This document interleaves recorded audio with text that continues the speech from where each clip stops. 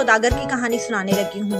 ये सौदागर बहुत ज़्यादा अमीर था और बहुत मगरूर भी था। इसके पास बहुत सारा पैसा और उसका बहुत अच्छा घर भी था। एक दिन वो बाकी सौदागरों के साथ खड़ा बातें कर रहा था कि वहाँ से एक चिड़ी मार गुजरा और चिड़ी मार ये गाना गा रहा था, सोने की चिड़िया जादू की पुड़िया 14वीं रात को देगी ये अंडा, सोने का अंडा, सोने का अंडा।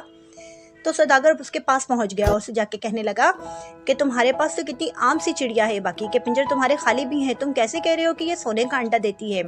तो चिड़ीमार से देखकर समझ गया कि ये कोई बेवकूफ़ है जो ये बात सुनकर मेरे पास आ गया। तो उसे कहने लगा कि ये हर 14वीं की रात को सोने का अंडा देती है और ये अपने मालिक के पास सिर्फ और सिर्फ 10 अंडे देती है और मैं 10 अंडे ले चुका हूँ। अब मैं इसको बेचने के लिए आया हूँ ताकि कोई और इसे खरीदे और वो 10 अंडे उसे देगी। तो ताजिर ये बात सुनकर बहुत ज़्यादा खुश हुआ और उसे कहने लगा कि ये तुम मुझे कितने में दोगे। तो कहने लगा कि मैं तो उसकी बहुत ज़्यादा कीमत लगाऊंगा क्योंकि मेरा बहुत अच्छा घर भी है और मेरे पास बहुत सारा पैसा भी जमा हो चुका है। तो मैं ये उसी बंदे को दूंगा जो कि मेरे मालो दौलत से मुझे ज़्यादा पैसा देगा। तो ताजिर ने इसे अपना सारा मालो दौलत जितनी भी उसने जमा किया हुआ था वो सारा चिड़ीमार को दे दिया। चिड़ीमार बहुत ज़्यादा खुश हुआ और उसे चिड़ी देकर जाने लगा।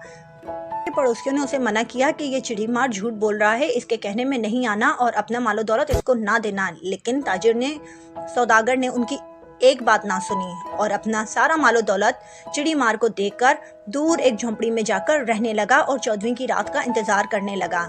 आखिर 14वीं की रात आ गई और चांद आसमान पर पूरे आबोताब के साथ चमक रहा था। पूरी रात वो चिड़िया को देखता रहा। चिड़िया फड़फड़ाती रही पिंजरे में, कभी एक तरफ जाती, कभी दूसरी तरफ जाती और कभी सो जाती। पूरी रात सौदागर उसको देखता रहा और देखते देखते सो गया। यहाँ तक कि सुबह हो गई और वो सुबह उठा और पिंजरे में देखा तो उसमें एक भी अंडा नहीं था। उस चिड़ीमार ने सौदागर को बेवकूफ़ बनाया था। सौदागर को उसके गुरूर और लालच की सज़ा मिली। तो प्यारे बच्चों, कभी भी किसी के कहने में आकर अपनी चीज़ों को बुरा भला या उसको हकीर नहीं जानना चाहिए। हार की बात है। एक गांव में राजू और रवि नाम के दो आइसक्रीम व्यापारी अगल बगल के घरों में रहा करते थे। राजू बहुत सरल और अच्छा इंसान है। वह गरीब था, इस कारण एक छोटा आइसक्रीम ट्रॉली चलाकर अपना जीवन बिताता था। रवि घमंड और ईर्ष्या स्वभाव का था। राजू की उस छोटे ट्रक को देखकर उसका मजाक उड़ाता था। हर दिन सुबह राजू और रवि आइसक्रीम बेचने अलग अलग रास्ते में जाते थे। स्कूल का समय होते ही दोनों वहां पहुंचते थे। स्कूल के सारे बच्चे राजू के पास ही आकर आइसक्रीम खरीदते थे।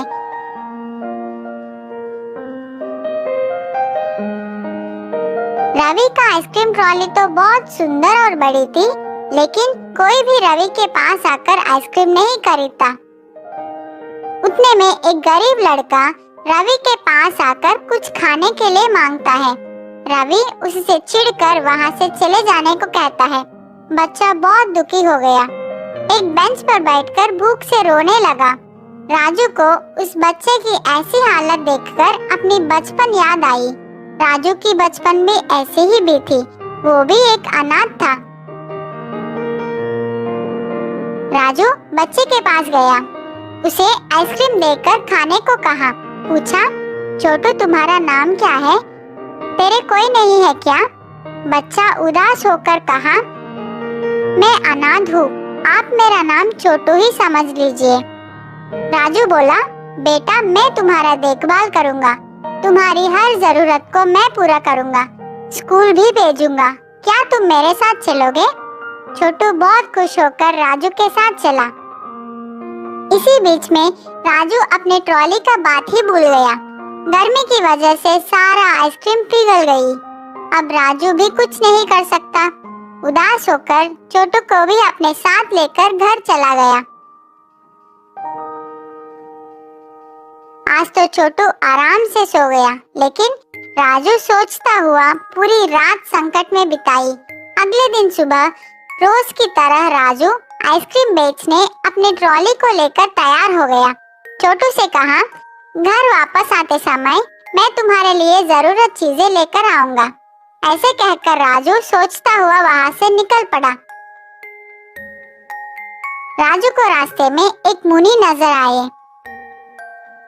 राजू मुनि के पास जाकर प्रणाम किया। मुनि ने राजू से पूछा, क्या समस्या है? राजू बोला, मैं अपने इस छोटे गाड़ी से अब तक जीवन चला रहा हूँ, लेकिन अब तो मुझे एक बालक का भी ख्याल रखनी है। मुझे कुछ समझ में नहीं आ रहा है कि मैं उसके सारे जरूरतों को कैसे पूरी करूँ। आप ही इस समस्या का परिष्कार कीजिए। मुनि ने कहा, मैं सब समझ गया। मैं तुझे एक बड़ा जादुई आइसक्रीम ट्रॉली दे रहा हूँ। अब यही तुम्हारी समस्याओं को संभालेगी। राजू खुशी से मुनि को धन्यवाद करके उस ट्रॉली को लेकर चला गया।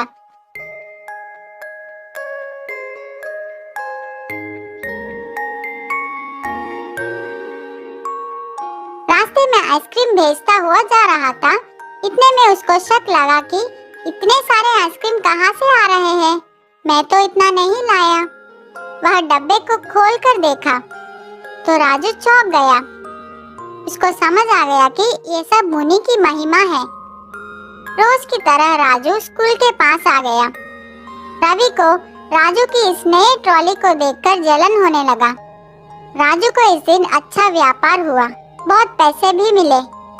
उन पैसों से राजू छोटू के लिए नए बैग, पुस्तक, कपड़े खरीदकर घर लौटा।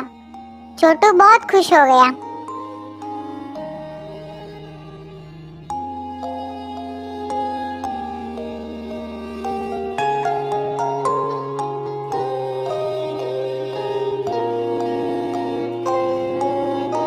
अगले दिन राजू छोटू को अपने साथ लेकर स्कूल पहुंचा। उसी स्कूल में छोटू को ज्वाइन कर दी।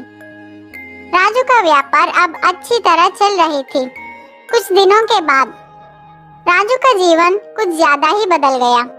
बहुत धनवान हो गया। छोटू भी बहुत खुश है। रवि राजू की इस खुशी को सह नहीं पाया। उसको लगा, क्या ये आदमी आइसक्रीम बेच के इतना ज्यादा कैसे कमा रहा है? जरूर इस ट्रॉली में कुछ तो गड़बड़ है। मैं आज रात ही इस बात को पता लगाऊंगा। रात का समय, सब लोग सोने के बाद रवि चुपके से राजू की आइसक्रीम ट्रॉली के पास आकर ट्रॉली के अंदर देखा। उसको तो खाली आइसक्रीम चढ़ी दिखाई पड़ी, लेकिन शक के कारण रवि एक हथौड़े से मार मार कर उस ट्रॉली का सर्वनाश कर दिया। रवि को लगा कि कोई जाग गया है। वह तुरंत वहां से भाग गया। अगले दिन सुबह उठकर घर से बाहर आकर देखा तो वह चौंक गया। उसकी ट्रॉली तो टूट गई थी। रवि राजू की ट्रॉली को देखा। वह तो ठीक है। रवि अपना सर पकड़कर रोने लगा। सीख, कभी भी दूसरों की खुशी और विकास को देखकर ईर्ष्या नहीं करनी चाहिए। हमारी सोच हमेशा अच्छी होनी चाहिए। अगर हम किसी को अच्छा करेंगे तो वह भी हमारी भलाई ही करेगा। Yeah!